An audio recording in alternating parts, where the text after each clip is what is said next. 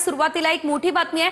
महाविकास आघाडी आणि मनसेच्या शिष्टमंडळानं निवडणूक आयोगाची आता भेट घेतलेली आहे आणि या दरम्यान एक पत्र सुद्धा देण्यात आलं असल्याची माहिती आहे। महाविकास आघाडी आणि मनसेच्या शिष्टमंडळानं ही भेट घेतली। मतदार यादीतील घोळासंदर्भात अर्धा तास चर्चा या दरम्यान झालेली आहे। केंद्रीय निवडणूक आयुक्तांची भेट घेण्यात आलेली आहे। बातमी महत्त्वाची आहे कारण साधारणतः 2.5 तास प्रतीक्षा करावी लागलेली होती। खाली महाराष्ट्राच्या याच्यामध्ये देऊनच महाराष्ट्राला याद्या निवडणुका जाहीर व्हायला नकोत म्हणूनही आम्ही तिथे अर्ज केलेला आहे। कारण निवडणुकांच्या याद्या ह्या मतदार याद्या जर दोषपूर्ण असतील तर निवडणुका घेण्यात असेल काय आणि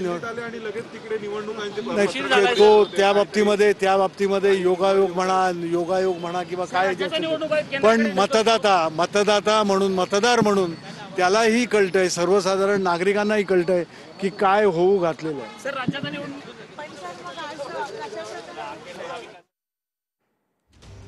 तर आपण पाहतोय आता निवडणुका लगेचच जाहीर होऊ नये यासाठी सुद्धा पत्र देण्यात आलं असल्याचं सांगितलं जातंय। मतदार यादीमध्ये जो घोळ आहे तो पूर्णतः जोपर्यंत सुटत नाही तोपर्यंत निवडणुका घेऊ नका अशी मागणी या संपूर्ण शिष्टमंडळाची आहे।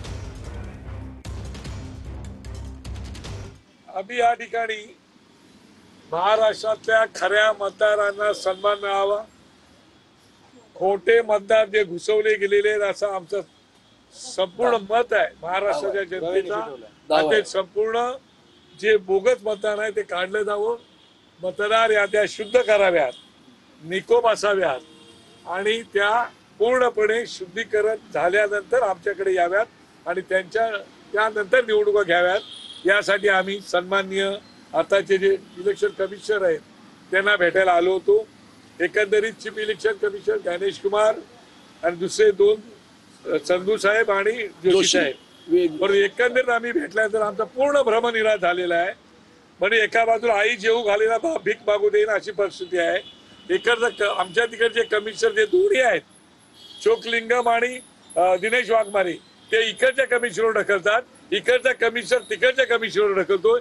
या असा ढकलाढकली करून कुठल्या परिस्थितीमध्ये हे दबावाखाली काम करतायत असं पूर्णपणे आमच्या निदर्शनास आलेलं आहे।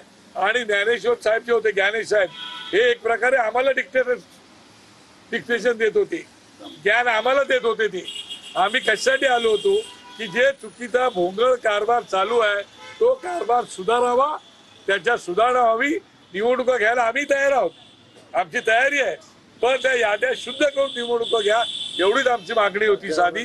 पण आणि ती मागणी होती, शिवाय SSR करावा ही दुसरी मागणी आहे। व्हीव्हीपॅट या कंपल्सरी असल्याच पाहिजेत अशी आमची मागणी होती, पण त्याच्या बाबतीमध्ये त्यांनी कुठलेही सकारात्मक दृष्टिकोन ठेवला नाही। एकंदरीत आम्हाला असं चित्र दिसलंय की हे निवडणूक आयोग हा संपूर्ण लोकांना फसवण्याचं काम करते आणि सरकारच्या दबावाखाली काम करते, ते आमच्या निदर्शनास आलेलं आहे। विरोध कसा दर्शवणार आहे कारण की राज्य निवडणूक आयोगाची आता पत्रकार परिषद आहे आणि आता डेट्स अनाउन्स होतील। मला असं वाटतंय की आता आम्ही जे अरविंद सावंत साहेबांनी सांगितलं, आता आम्ही जाऊन मुंबईत भेटणारच आहोत। भेटल्यानंतर सगळ्या पक्षप्रमुखांची बैठक होईल आणि त्याच्यामध्ये नंतर काय व्हायचा तो निर्णय त्याला होऊन जाईल।